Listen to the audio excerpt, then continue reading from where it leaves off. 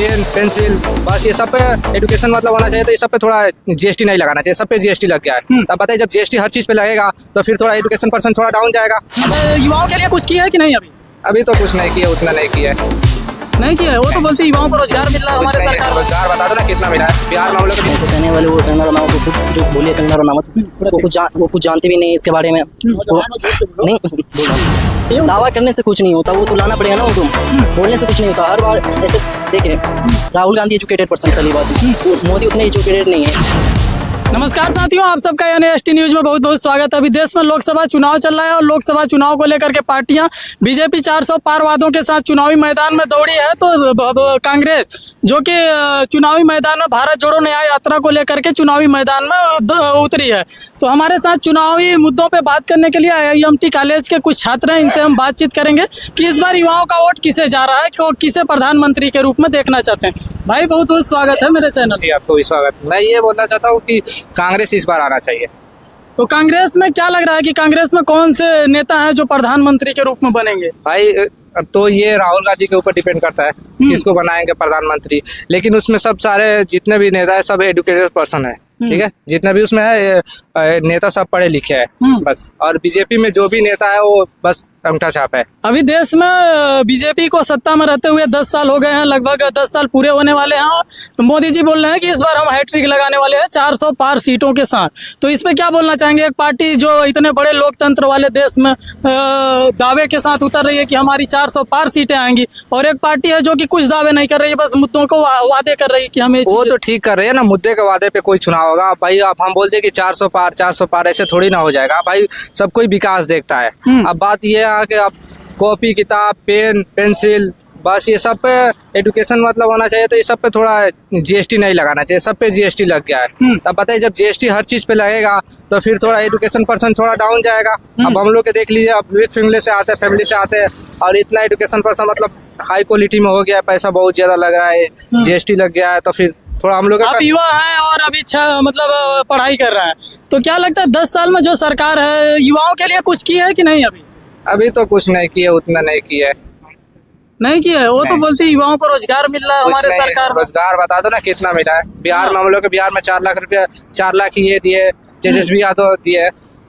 तेजस्वी यादव, हाँ बस। और बता दो, आप ही बता दो कितना मिला है। तो मतलब जो सरकार है युवाओं के लिए कुछ नहीं कर रही है।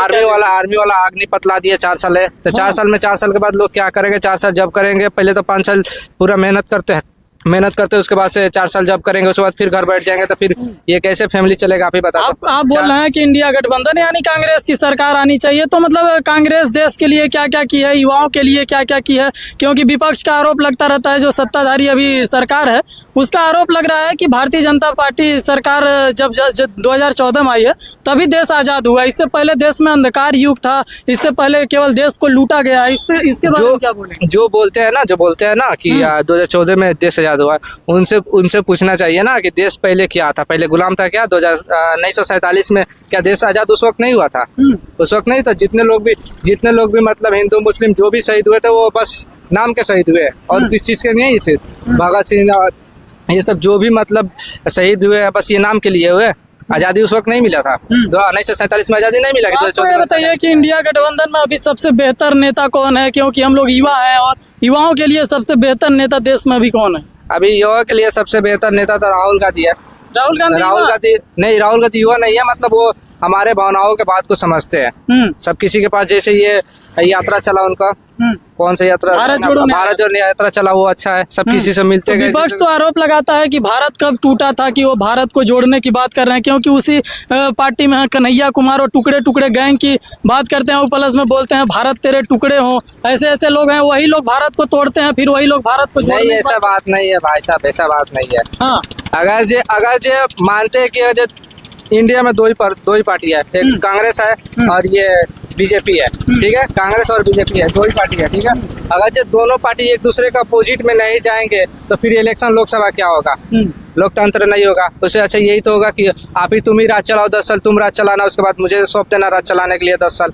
ऐसा अगर एक दूसरे का अपोजिट नहीं जाएंगे तो नहीं होगा। आपको क्या लग रहा है इस बार का क्या माहौल है? मतलब किसकी सरकार बनने वाली है इस बार? तो राहुल गांधी की बननी चाहिए। राहुल गांधी जी तो मतलब विपक्ष उनके ऊपर आरोप लगा रहा है कि मतलब राहुल गांधी कि जो सरकार रही है देश को लूटे हैं, 70 साल तक देश में अंधकार युग था, अभी 2014 में देश आज़ाद हुआ है। नहीं, ऐसे कहने वाले वो कंगना रनावत, वो खुद जो बोली है कंगना रनावत, वो कुछ जानते भी नहीं इसके बारे में। वो नहीं बोल रहा हूँ, वो कुछ जानते होते है ही नहीं। 70 साल में बहुत कुछ हुआ है हमारे देश के लिए। अभी 10 साल में देख लीजिए बहुत पीछे गया हुआ है हमारा देश। वो देख लीजिए, कर्ज के मामले में देख लीजिए, चाहे बेरोजगारी, रोजगार, ये सब देख लीजिए। इस समय आप IIMT कर रहे हैं, मतलब एक जिम्मेदार स्टूडेंट हैं, मतलब आप जो भी बात रखेंगे एक तरह से सोच समझ के रखेंगे। तो क्या 10 साल की सरकार केंद्र में रही है, मोदी जी 10 साल रहे हैं सत्ता में, अभी मतलब बोल रहे हैं हम हैट्रिक लगाएंगे, वो भी 400 सीटों के पार आएंगी हमारी सीटें, तो इस पे क्या बोलेंगे? राहुल गांधी जी कोई दावा ही नहीं कर रहे हैं हमारी एक सीट भी नहीं आएगी। ये भी तो बोलना चाहिए कि 50 सीट, 400 या 500 सीटें, कुछ तो बोलना चाहिए। दावा करने से कुछ नहीं होता, वो तो लाना पड़ेगा ना उनको। बोलने से कुछ नहीं होता। हर बार ऐसे देखे, राहुल गांधी एजुकेटेड पर्सन, पहली बात। मोदी उतने एजुकेटेड नहीं है। इनके वजह से देख लीजिए बहुत कहीं दंगा, बहुत सी जगह दंगे होते हैं, वहाँ हिंदू मुस्लिम करा करके बीजेपी। आप बोल रहे हैं कि राहुल गांधी एजुकेटेड है और मोदी जी एजुकेटेड नहीं है, तो जो भी परीक्षाएं होती हैं देश में, जो लड़कों की परीक्षाएं होती हैं, उनके ऊपर मन की बात करते हैं, परीक्षा पे चर्चा करते हैं, देश के युवाओं को, देश के नौजवानों को मोटिवेट करते हैं कि किस तरह से परीक्षा को फाइट करनी है। आप बोल रहे हैं मोदी जी एजुकेटेड ही नहीं, एजुकेटेड पर्सन ही नहीं है वो। हाँ, उनकी फर्जी दस्तावेज है। कितने बार मैं न्यूज पे देखा उनका, कभी बोलते हैं कि पढ़ा लिखा ही नहीं, कभी बोलते पढ़े लिखे हैं। बहुत सारे उनका देख लीजिए न्यूज पे कहीं भी। हाँ, तो वो तो बोल रहे हैं कि अभी जो राहुल गांधी जी हैं, विपक्ष आरोप मोदी जी बोल रहे हैं कि क्या जो राहुल गांधी जी उनका अडानी और अंबानी का बीच बीच में नाम लेते थे कि मतलब ये ऐसे हैं वैसे हैं, मोदी जी के दोस्त हैं, फिर बीच में कैसे हो गया कि वो नाम अडानी और अंबानी का ही नहीं ले रहे हैं बीच में? इसके बारे में मुझे इनका कहना है कि मतलब शायद कांग्रेस उनसे टेम्पू भर भर के पैसे शायद ले लिए। नहीं, अडानी से पैसे तो मोदी लिए, ये सब तो देखा ही हूँ। बहुत जगह अडानी ऐसे भी बहुत ज्यादा कर्ज लेकर के भी इंडिया से भाग चुके थे। तो क्या मतलब देश के युवाओं के लिए कौन सी सरकार है जो बेहतर कर रही है? मेरे हिसाब से तो राहुल गांधी। राहुल गांधी क्या क्या मतलब राहुल गांधी जी का क्या क्या काम है जो युवाओं को प्रभावित कर रहा है, युवाओं के लिए अच्छा है? कौन सी काम है? पहली बात तो दावा कर रहे हैं कि हम जॉब देंगे यहाँ, और फिर महिलाओं के लिए आरक्षण बहुत कुछ। फिर जो यानी महिला उनको पर 80,000 समथिंग कुछ ऐसे ही पैसा का बोले हैं। फिर ये सब यानी फिर ये मणिपुर में जो सब ये दंगा हुआ, बहुत सा दंगा खत्म करेंगे वो सब, ये सब। तो मतलब मोदी जी आपके लिए बेहतर प्रधान, कांग्रेस की सरकार आएगी। हाँ। और लोगों से जानेंगे भाई, ये हमारे देश के IIMT कॉलेज के छात्र हैं जो कि अपनी अपनी विचारधारा को रखे लोकसभा चुनाव को लेकर के, किसकी सरकार आएगी इनकी अपनी अपनी चर्चा रही। आपका क्या राय है लोकसभा चुनाव को लेकर के? आपके हिसाब से किसकी सरकार बननी चाहिए, कौन देश के लिए अच्छा काम करेगा? कमेंट करके जरूर बताइएगा। तब तक के लिए विदा लेते हैं। जय हिंद, जय भारत।